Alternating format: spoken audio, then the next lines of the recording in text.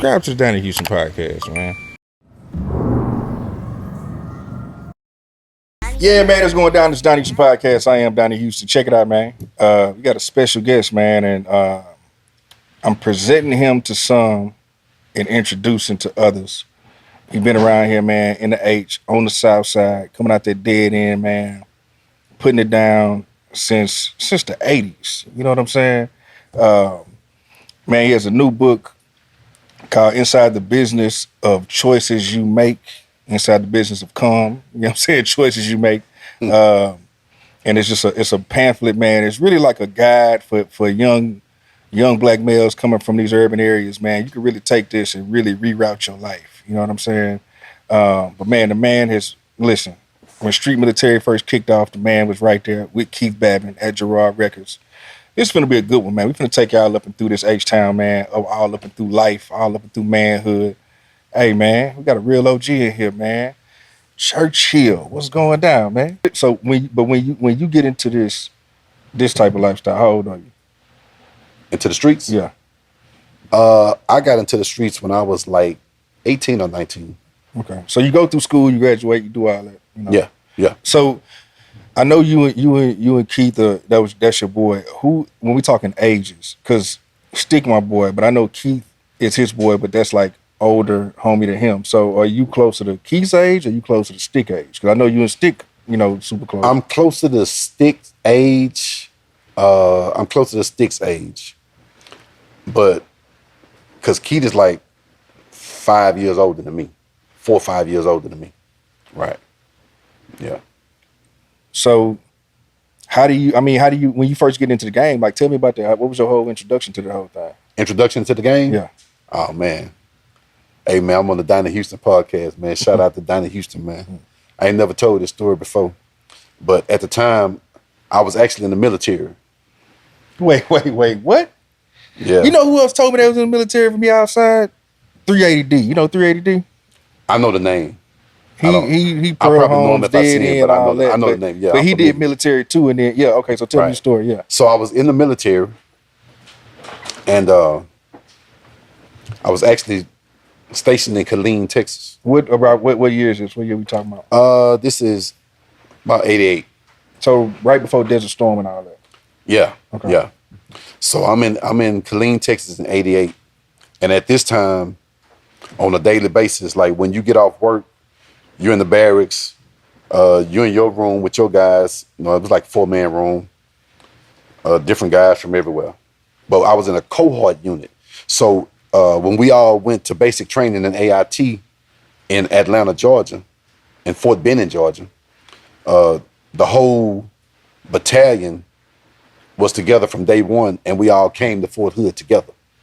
So once we got there, and with me being from Houston, a lot of times I was going home every weekend. If we didn't have anything going on and it was available for me to go home, I would go home until I met this girl in Austin. And then, I was going to Austin every day. So, and also, another thing you can bring up in a minute, touch on, we took the slab culture to Austin. Okay. All right. Okay. We can touch back on that in a minute. And there's some players in Austin that, they remember this. So what would happen was, every day we would get off, like the guys, they drinking beer, liquor, snorting cocaine, smoking crack, all kind of shit. In the Army? In the Army. Man, get the fuck This on a daily basis. Like if you walking down the hall going to the shower, you passing by everybody's room. So you got rap and hip hop going on in this room, rock and roll in this room, country, R&B, whatever. It's just, but we all brothers though. We all lived together, we all trained together, we did everything together. So one day I was on my way home and one of the guys was like, man, Church, man, you going home to Houston. Man, you from the big city. I know y'all got some shit out there liver than this shit right here. And what he showed me was a crummy nickel piece that he was paying $50 for. I was like, shit. I can do you better than that. Man, I'm gonna do you better than that. It's just a phone call. So when I got home, I got in the mix and came back and, that was the beginning of me fucking my life. So you just taking little work and just going out there just for that, or you really getting it on outside of the base and all? I mean, I took all outside, man. It was all, I mean, because I know the deal. I know the game. I'm from the dead end. I'm from the VA, right? So VA, so you came up with, so you been coming up seeing Keith close the whole time, this whole time. Man, Keith is a polarizing figure from the VA, from the dead end, but in a movie, he just one of the stars. But let me tell you. But let me say this: Keith is famous though. But you know he famous. It's a bunch of guys like that at this time. Who's some of the other major players at this time? Keith, this Smitty and all that going on. Smitty ain't from the VA, so right. But he would be over like in that dead end area, right? The MLK area. I came into Smitty later on.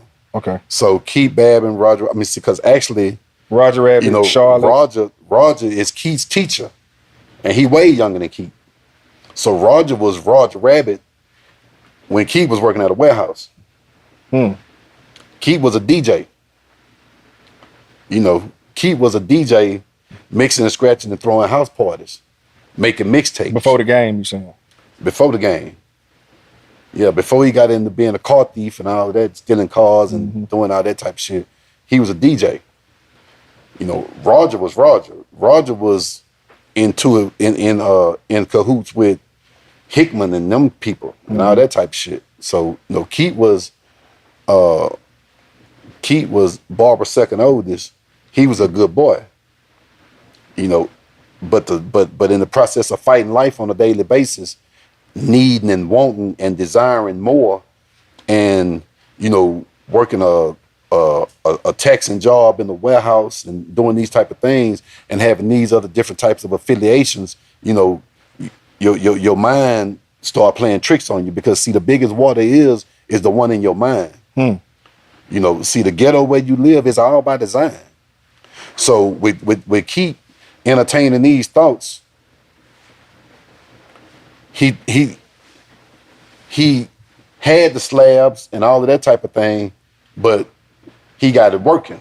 So he would come over into the VA. Oh, he had slabs before he got in the game. He had the slabs. Yeah, he had slabs before he got in the game. Damn, I ain't know that. You know, so he had that from working, and they call it criming or whatever. But then he had a job as well. But then he had babies on the way. So come over, check in with Roger, talk to him, blah, blah, blah. Roger over there looking like Nino Brown. Everybody standing around Roger. He eating wing dinners, gravy dripping on the money. He had Roger Rabbit, you know, a definition of the vicious animals.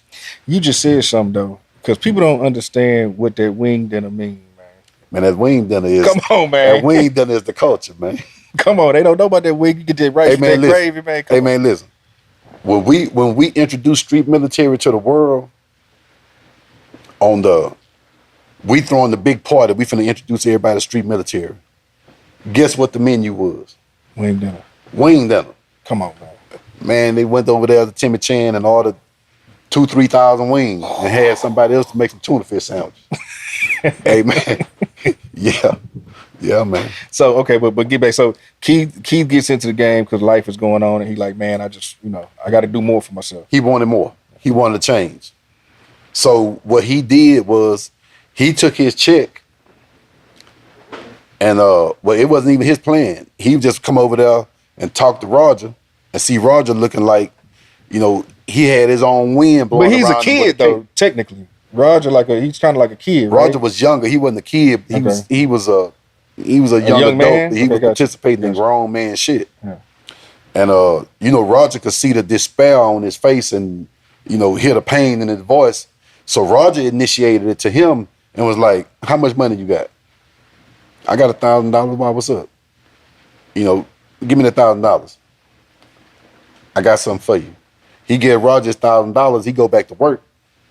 By the time he get out of work, he come back. Roger turned that 1,000 into 2,000.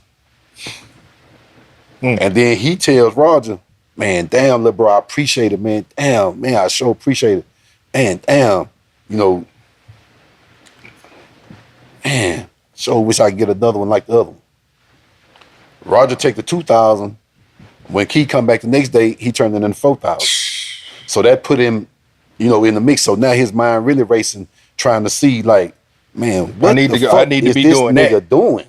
What is he doing to take this money? So he don't know. Well, I mean, he know he hustling, but he don't know it's like that though. Yeah, he don't know the intricacies and the ins and outs of what he's doing.